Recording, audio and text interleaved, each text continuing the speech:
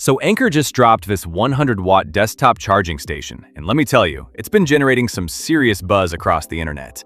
A ton of reviewers and users have been hyping up its desk organization capabilities, the built-in retractable cables, that clean aesthetic, and yeah, it's definitely a solid choice for tech enthusiasts looking to level up their desk setup game. But here's the thing, today's video, I'm taking a different approach. Because at the end of the day, this is a charging product, and performance is what really matters. Look, aesthetics and cable management are great and all, but if the charging performance doesn't deliver, then it's just a pretty paperweight. So today, I'm gonna put this thing through the ringer with professional testing equipment and see what the Anker charging station, 7-in-1, 100 watts, is really made of. No holding back. All right, let's start with a quick look at the design. The Anker charging station, 7-in-1, 100 watts, rocks this minimalist design. And the front features a 1.3-inch smart display that cycles through 3 different screens. First up is the total power output view. Second screen shows individual port power distribution, though I gotta say, bit of a missed opportunity here. You get real-time wattage but no voltage or current readings, so the info feels kinda incomplete. Third screen is the real-time temperature monitoring, which is actually pretty handy for keeping an eye on thermal performance. Now, as for the accuracy of that display, I cross-checked it with my power meter, and as you can see on screen, the readings are pretty much spot on. The display accuracy is legit. Size-wise, I think they nailed it. Here's a quick hand comparison so you can get a better sense of the dimensions. Weighs in at just about 21 ounces, so portability is decent. So for a desktop charging station, the whole point is consolidation, right? The Anker charging station, 7-in-1, 100 watts, integrates both AC and DC modules, giving you a total of 7 charging ports. Around back, you've got 3 AC outlets rated for 125 volts and up to 10 amps. The rear positioning keeps cable routing clean and doesn't mess with your desk aesthetic. On the sides, you've got your USB outputs, 3 USB-C ports and 1 USB-A, so 4 ports total. Now here's the real party trick. C1 and C3 feature retractable cables, which is honestly the standout design feature of this whole unit. Cables extend out to about 27 inches, and the pull mechanism is buttery smooth. The locking system is responsive and feels really solid. And get this, there's even a magnetic slot at the end for cable head storage. It's these little touches that actually solve the desk cable chaos problem. Alright, that covers the design and features. Now let's get into the meat of this review, the performance testing. First up, protocol detection. According to my power meter, the C1 and C3 retractable cables support identical protocols: standard DCP, QC4+, Samsung AFC, 23-watt SCP. For PD, you're looking at 5 fixed power profiles plus 1 PPS profile. Max fixed output is 100 watts, with PPS at 5 to 11 volts, 5 amps. C2 port protocols are basically the same as C1/C3, with one key difference. It adds a 5 to 16 volts 5 amps PPS profile, which actually gives you better compatibility with devices like the Samsung S25 Ultra. As for the USB-A port, my meter shows it supports basic DCP and Apple 2.4 amps, which lines up with the advertised 12 watts max output. Next up, real-world charging tests. I'm basically checking how well the Anker charging station, 7-in-1, 100 watts, plays with different brands, and whether PD and PPS devices can actually trigger fast charging. Standard PD protocol. I tested with a PD 3.0 power bank that supports 100-watt charging. All 3 USB-C ports successfully triggered the 20-volt profile, hitting a peak of 94 watts on my meter. Factor in cable loss, and that number's totally solid. To check Apple device compatibility, I threw my iPad Air 6 on there, and it pulled a steady 25 watts. So whether you're charging an iPhone or a MacBook, this thing's got you covered. Standard PPS protocol. I tested with the iQOO Neo 10, which supports up to 100 watts PPS charging. With the phone at low battery, all 3 C ports triggered fast charging, delivering a stable 40 watts. My meter confirmed the iQOO Neo 10 successfully negotiated that 5 to 11 volts 5 amps PPS profile. Bottom line from these tests? The Anker charging station, 7-in-1, 100 watts, shows solid compatibility across Huawei devices, Apple's PD protocol lineup, and PPS-enabled Samsung and iQOO phones. Third test, multi-port power distribution. I'm checking how this charging station handles multiple devices at once. For this test, I'm using 4 power banks. C1 is currently pulling 95 watts. When I plug a device into C2, check it out. C1's meter doesn't drop out, and the power reallocation happens super fast. Once it stabilizes, C1 and C2 are sitting at 48 watts each, total of 96 watts. Now I'm plugging into the third C port, and look at that. Neither C1 nor C2 dropped connection. This tells me the 3 C ports use independent circuits, so you can hot swap devices without interruption. That's genuinely impressive. At this point, C1, C2, and C3 are running at 29 watts, 31 watts, and 29 watts respectively, 89 watts total.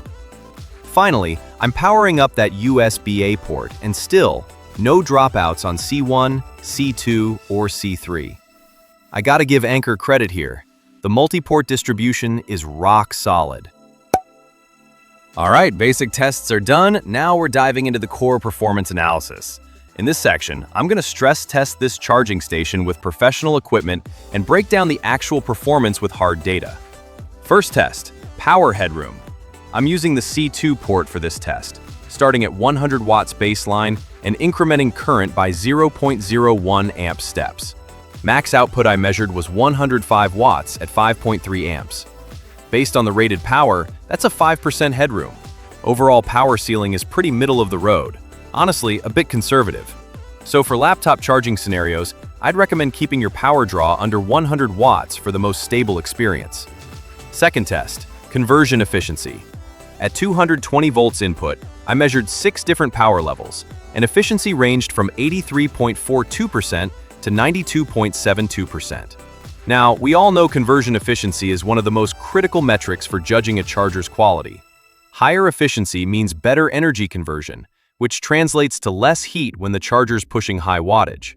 Based on my test results, the Anker charging station, 7-in-1, 100 watts, delivers pretty standard efficiency, right in line with mainstream expectations. Third test, extreme stress test and thermal performance. I'm using an electronic load to run this thing at full 100 watts for an extended period. At an ambient temperature of 64.4 degrees Fahrenheit, the C2 port maintained 100 watts output for 55 minutes before throttling. According to my thermal imaging, peak surface temperature hit 149 degrees Fahrenheit at the top of the unit. That's an 84.6 degrees Fahrenheit increase over ambient. Heat management is decent overall, but yeah, sustained max load definitely triggers thermal throttling. For round 2, I dropped the load to 65 watts constant current and ran it for 2 hours. Data shows the Anker charging station, 7-in-1, 100 watts, held steady the entire time, no throttling whatsoever.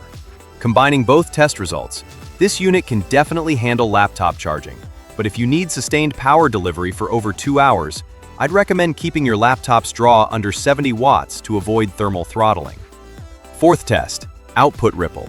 Ripple is a critical performance metric.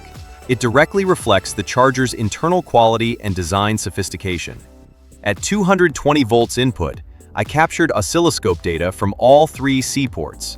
C1 port ripple ranged from 6 to 16 millivolts, lowest at 15 watts, highest at 100 watts. C2 port ripple ranged from 17 to 29 millivolts, lowest at 65 watts, highest at 36 watts. C3 port ripple ranged from 7 to 19 millivolts, lowest at 15 watts, highest at 100 watts. Overall ripple performance is excellent. Every reading stayed under 30 millivolts, which puts this in the top tier. What this means is better protection for your devices. Excellent ripple control is a key technical indicator of product safety and stability. Alright, that wraps up all the testing for the Anker charging station, 7-in-1, 100 watts. Let's break down the final verdict. On the pros side, first, the highly integrated space consolidation. 4 USB ports plus 3 AC outlets mean you can power up to 7 devices simultaneously, which massively cleans up desk clutter.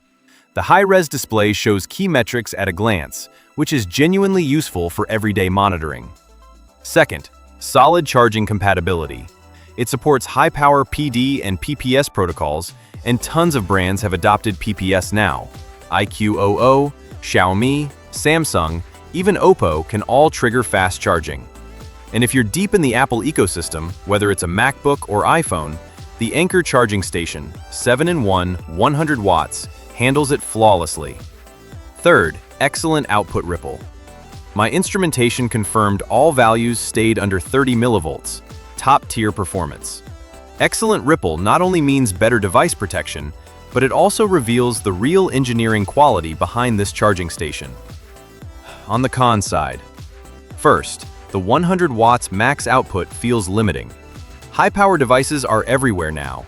I mean, even power banks are hitting 140 watts self-charging these days. Throw in a laptop on top of that, and 100 watts just doesn't cut it. So this product is really better suited for lighter users. Second, no cloud app support. The charging station has that built-in display, but without a companion app, there's no OTA update capability down the line.